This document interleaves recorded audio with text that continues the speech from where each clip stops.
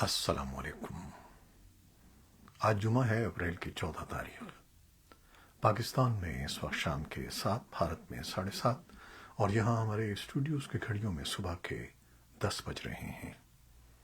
Voice of America Washington کی Urdu service سے میں ہوں خالد حمید، خبروں کے ایک بلیٹن کے ساتھ۔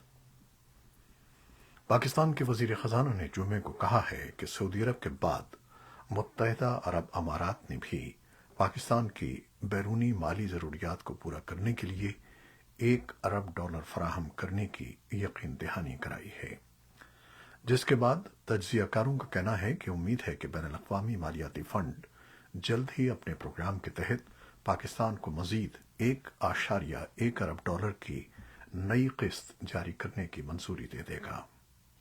تاہم اسٹاف لیول ایگریمنٹ ہونے کے بعد اس کی منظوری ایگزیکٹو بورڈ سے بھی مشروط ہوگی۔ تجزیہ کار آئی ایم ایف پروگرام کی بحالی کو پاکستان کی بدحال معیشت کے لیے انتہائی اہم سمجھتے ہیں، جو کہ دیوالیے کے قریب ہے۔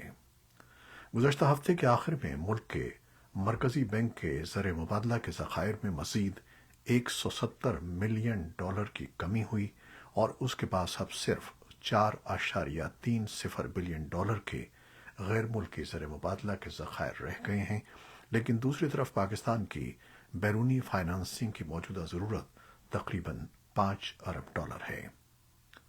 ادھر اسٹیٹ بینک آف پاکستان کے گورنر جمیل احمد نے واشنگٹن ڈی سی میں ایک تقریب سے خطاب کرتے ہوئے کہا کہ پاکستان کی معیشت کو مہنگائی اور ادائیگیوں کے بیرونی توازن کے دباؤ کا سامنا ہے، جس کی بنیادی وجہ عالمی سطح کے منفی جھٹکے اور ملک کی حالات ہیں۔ دریں اثنا آئی ایم ایف کی مینیجنگ ڈائریکٹر کرسٹیلانا جارجیوا نے جمعرات کو کہا ہے کہ پاکستان ابھی ڈیفالٹ کی سطح پر نہیں پہنچا ہے، اور امید ہے کہ وہ اس سطح پر نہیں پہنچے گا۔ نیوز کانفرنس سے خطاب کرتے ہوئے کرسٹیلانا جارجیوا نے مزید کہا کہ فنڈ پاکستان کی فائنانسنگ گیپ کی ضروریات کو پورا کرنے کے لیے بین الاقوامی شراکت داروں سے تصدیق حاصل کر رہا ہے۔ پاکستان کے صوبہ پنجاب میں انتخابات کے لیے فنڈز اجرا کیس میں سپریم کورٹ نے اسٹیٹ بینک کو وزارت خزانہ کو $21 ارب جاری کرنے کا حکم دے دیا ہے۔ اس بارے میں اٹارنی جنرل کا کہنا ہے کہ حکومت کو پارلیمنٹ نے فنڈز دینے سے منع کیا ہے تو کیسے جاری کر سکتے ہیں۔ قومی اسمبلی میں اس بارے میں قرارداد کی منظوری کے بعد اب وفاقی حکومت کے پاس الیکشن کے لیے فنڈز جاری کرنے کا کوئی اختیار نہیں ہے۔ جمعے کے روز چیف جسٹس عمر عطا بندیال نے اس معاملے پر ان چیمبر سماعت کی، جہاں عدالت نے گورنر اسٹیٹ بینک، وزارت خزانہ اور الیکشن کمیشن حکام کو ذاتی حیثیت میں طلب کر رکھا تھا۔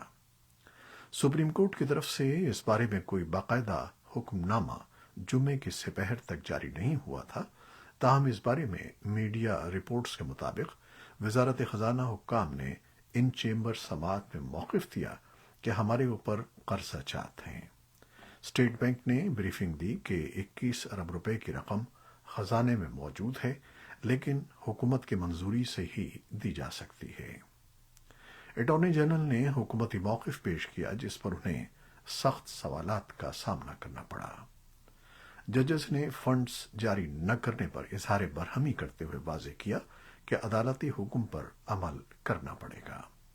پنجاب میں انتخابات کے لیے الیکشن کمیشن نے $21 ارب کی رقم مانگی تھی، جو حکومت کی طرف سے نہ دیے جانے کے بعد اب عدالت نے براہ راست اسٹیٹ بینک کو رقم جاری کرنے کا حکم جاری کیا ہے۔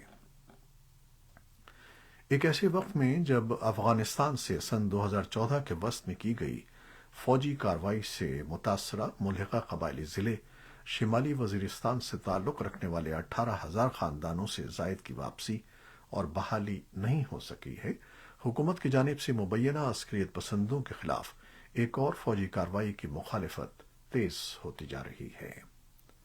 اس فوجی کارروائی کی منظوری پارلیمنٹ میں قرارداد کے بعد 7 اپریل کو وزیر اعظم شہباز شریف کی صدارت میں قومی سلامتی کمیٹی کے ایک خصوصی اجلاس میں دی گئی تھی۔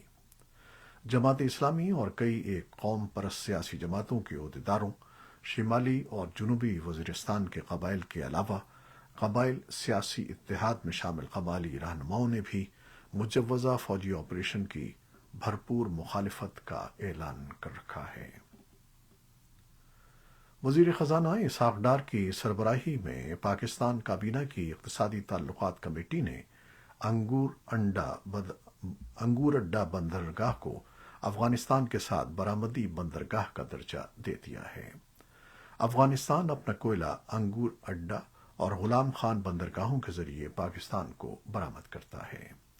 وزارت صنعت و تجارت کا کہنا ہے کہ گزشتہ ایک سال میں پاکستان کے ساتھ تجارت میں اضافہ ہوا ہے اور 21 مارچ سن 2023 کو ختم ہونے والے شمسی سال میں تجارت کا حجم 1.235 بلین ڈالر تک پہنچ گیا ہے۔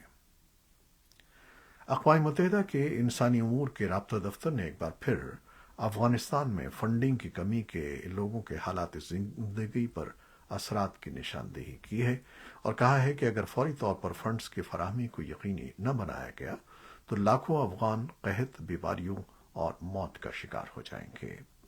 افغانستان کے لیے فنڈنگ ختم ہو رہی ہے، جس سے لاکھوں زندگیاں خطرے میں پڑ رہی ہیں۔ ازبکستان نے جمعرات کو روس اور چین سمیت علاقائی ممالک کے وزرائے خارجہ کی ایک کانفرنس منعقد کی، جس میں طالبان کے زیر اقتدار افغانستان کی صورتحال اور ان کے ساتھ تعاون کا جائزہ لیا گیا۔ ازبک شہر سمرقند میں یہ اجلاس ایسے وقت میں ہوا جب اقوام متحدہ نے تنازعات کے شکار جنوبی ایشیائی ملک میں اپنی موجودگی پر نظر ثانی کی ہے، کیونکہ بنیاد پرست طالبان نے خواتین عملے کو عالمی ادارے میں کام کرنے سے روک دیا ہے، جو افغان خواتین پر پابندیوں کے سلسلے میں تازہ ترین اقدام ہے۔ طالبان کے وزیر خارجہ امیر خان متقی نے روس اور افغانستان کے 6 قریبی پڑوسیوں بشمول چین، پاکستان، ایران، تاجکستان، ازبکستان اور ترکمانستان کے ہم منصبوں کے ساتھ جمعرات کے اجلاس میں شرکت کی۔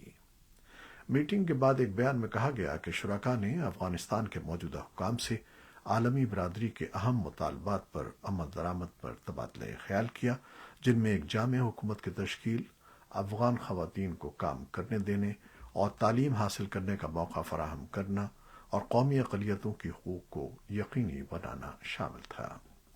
ادھر طالبان حکومت کے قائم مقام وزیر خارجہ امیر خان متقی کا کہنا تھا کہ افغانستان کے پڑوسی ممالک کی چوتھی کانفرنس کے تمام شرکاء نے ایک مستحکم افغانستان کی حمایت کی ہے۔ وہ جمعرات کو سمرقند میں افغانستان کی صورتحال پر ہونے والے اجلاس کے اختتام پر صحافیوں سے گفتگو کر رہے تھے۔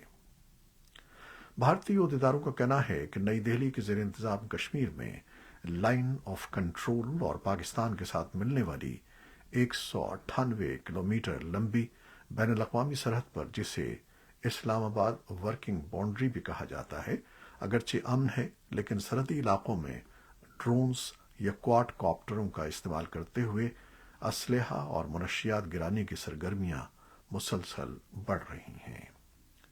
عہدیداروں کے مطابق سرحدی محافظین اور جموں و کشمیر میں علیحدگی پسند عسکریت پسندوں سے برسر پیکار پولیس اور دیگر سیکیورٹی فورسز کو درپیش اس نئے اور سنگین مسئلے سے مؤثر انداز میں نمٹنے کے لیے انہیں جدید ٹیکنالوجی فراہم کی جا رہی ہے، جس میں ملک کے اندر تیار کیے گئے اور بیرونی ممالک سے درآمد کیے جانے والے آلات بھی شامل ہیں۔ اقوام متحدہ میں بھارت کی مستقل مندوب روچیرا کامبوج نے اس ماہ کے آغاز پر سلامتی کونسل میں عالمی امن اور سیکیورٹی کو درپیش خطرات کے موضوع پر ہونے والی کھلی بحث کے دوران کہا تھا کہ ان کے ملک کو سرحد پار سے ڈرونز کے ذریعے غیر قانونی ہتھیار گرائے جانے کے سنگین چیلنج کا سامنا ہے۔ انہوں نے پاکستان کا نام لیے بغیر کہا تھا کہ ریاست کی فعال حمایت کے بغیر ایسا کرنا ممکن نہیں ہے۔ پاکستان بھارت کے اس الزام کی سختی کے ساتھ تردید کرتا ہے کہ وہ جموں و کشمیر میں سرگرم عسکریت پسندوں کی مدد کر رہا ہے۔ بھارت کے وزیر اعظم نریندر مودی نے جمعرات کو اپنے برطانوی ہم منصب رشی سوناک سے فون پر بات کی اور برطانیہ میں موجود مبینہ بھارت مخالف عناصر کے خلاف سخت کارروائی کی اپیل کی۔ انہوں نے لندن میں بھارتی سفارتخانے اور اس کے عملے کی سیکیورٹی کا معاملہ بھی اٹھایا۔ رشی سناک کے دفتر سے جاری ہونے والے بیان کے مطابق انہوں نے نریندر مودی سے کہا کہ بھارتی ہائی کمیشن پر حملہ برطانیہ کے لیے پوری طرح ناقابل قبول ہے۔ برطانیہ میں انتہا پسندی کے لیے کوئی جگہ نہیں ہے۔ انہوں نے سفارت خانے اور اس کے عملے کی سیکیورٹی کی یقین دہانی بھی کرائی۔ جمعرات کو نئی دہلی میں وزارت خارجہ کے ترجمان نے کہا کہ بھارت برطانیہ پر زور دیتا رہا ہے کہ وہ لندن میں بھارتی سفارت خانے اور اس کے عملے کی سلامتی کو یقینی بنانے کے لیے اقدامات کرے۔ امریکہ کے تحقیقاتی ادارے ایف بی آئی نے حساس نوعیت کی خفیہ فوجی دستاویزات لیک کرنے کے الزام میں ایک 21 سالہ مشتبہ شخص کو گرفتار کر لیا ہے۔ ملزم کے بارے میں حکام نے بتایا ہے کہ وہ ایئر نیشنل گارڈ کا اہلکار ہے۔ تحقیقاتی حکام کا خیال ہے کہ اسی شخص نے آن لائن چیٹ گروپ میں انتہائی خفیہ نوعیت کی دستاویزات پوسٹ کی تھی۔ ڈسکورڈ پلیٹ فارم پر موجود اس آن لائن چیٹ گروپ میں شامل افراد جنگوں کے متعلق بات چیت کیا کرتے تھے۔ اس گروپ کے ایک رکن نے خبر رساں ادارے اے پی کو بتایا ہے کہ ملزم مسیحیت کا پیروکار تھا اور چیٹ گروپ میں اکثر خدا اور عبادت کی باتیں کرتا تھا۔ یورپی یونین نے جمعرات کو روس کے ویگنر گروپ کو یوکرین کے خلاف روسی جارحیت کی جنگ میں فعال طور پر حصہ لینے کے لیے پابندیوں کی فہرست میں شامل کر لیا ہے۔ اس پر یوکرین کی علاقائی سالمیت، خود مختاری اور آزادی کو نقصان پہنچانے یا خطرے میں ڈالنے والے اقدامات کے باعث بھی پابندیاں لگائی گئی ہیں۔ یہ دوسری مرتبہ ہے جب یورپی یونین نے ویگنر گروپ پر پابندیاں عائد کی ہیں۔ یورپی یونین نے اس سے پہلے فروری میں افریقہ میں انسانی حقوق کی خلاف ورزیوں پر گروپ پر پابندی عائد کی تھی۔ جمعرات کو جرمنی کی وزارت دفاع نے اعلان کیا کہ اس نے وارسا کی اس درخواست کو منظور کر لیا ہے کہ پولینڈ سوویت یونین کے ڈیزائن کردہ 5 لڑاکا طیارے یوکرین کو منتقل کر دیں۔ پولینڈ کو برلن کی اجازت درکار تھی کیونکہ جرمنی مگ 29 طیاروں کا مالک تھا۔ جرمن وزیر دفاع بورس پسٹوریس نے ایک بیان میں کہا کہ میں اس حقیقت کا خیر مقدم کرتا ہوں کہ ہم مل کر اس فیصلے پر پہنچے ہیں۔ انہوں نے کہا کہ یہ ظاہر کرتا ہے کہ آپ جرمنی پر بھروسہ کر سکتے ہیں۔ پولینڈ نے اس سے قبل یوکرین کو 4 مگ 29 طیارے فراہم کیے تھے۔ یوکرین نے جمعرات کو کہا کہ وہ اپنے ایک بار پھر یہ مطالبہ کرتا ہے کہ روس کرائمیا سے اپنی فوجیں نکال لے، جس کا ماسکو نے سن 2014 میں غیر قانونی طور پر الحاق کیا تھا، اور ساتھ ہی ساتھ مشرقی یوکرین کے دوسرے علاقوں سے بھی نکل جائے جن پر روس نے گزشتہ سال قبضے کا دعویٰ کیا تھا۔ یوکرین کے وزیر خارجہ دمیترو کولیبا نے رومانیہ کے شہر بخارسٹ میں پہلی بار بحیرہ اسود سیکیورٹی کانفرنس سے بذریعہ ویڈیو خطاب کرتے ہوئے کہا کہ یوکرین پر روس کا حملہ، جو اب اپنے 14ویں مہینے میں ہے، یورپ کے وسط میں ایک رستہ ہوا زخم ہے اور یہ بین الاقوامی سطح پر تسلیم شدہ ہے کہ یوکرین کی سرحدوں کا احترام کیا جانا چاہیے۔ کولیبا نے کہا کہ ہم اقوام متحدہ کے چارٹر کے اصولوں اور اس مشترکہ یقین کے ساتھ متحد ہیں کہ کرائمیا یوکرین کا حصہ ہے اور یہ یوکرین کے کنٹرول میں واپس آئے گا۔ ادھر چین نے اعلان کیا ہے کہ وہ یوکرین میں جاری جنگ کے کسی فریق کو ہتھیار فروخت نہیں کرے گا۔ چینی وزیر خارجہ چین گینگ نے یہ بیان مغرب کے ان خدشات کے جواب میں دیا کہ بیجنگ روس کو فوجی امداد فراہم کر سکتا ہے۔ بیجنگ میں صحافیوں سے گفتگو کرتے ہوئے چینی وزیر خارجہ کا کہنا تھا کہ فوجی سامان کی برآمدات کے معاملے میں چین کا رویہ محتاط اور ذمہ دارانہ رہا ہے اور بیجنگ سویلین اور ملٹری استعمال کے سامان کی برآمدات کو مزید ریگولیٹ کرے گا۔ انہوں نے کہا کہ چین یوکرین تنازع کے پرامن حل کے لیے مذاکرات میں سہولت فراہم کرنے کا ارادہ رکھتا ہے۔ یمن میں حوثی باغیوں اور سعودی اتحاد کے درمیان قیدیوں کے تبادلے کا آغاز ہو گیا ہے۔ International Committee of Red Cross کا کہنا ہے کہ قیدیوں کے تبادلے کے سلسلے میں پہلا طیارہ حوثیوں کے زیر کنٹرول صنعا سے حکومتی کنٹرول والے شہر عدن کے لیے روانہ ہو گیا۔ اس دو طرفہ تبادلے میں لگ بھگ 900 قیدی رہا کیے جائیں گے۔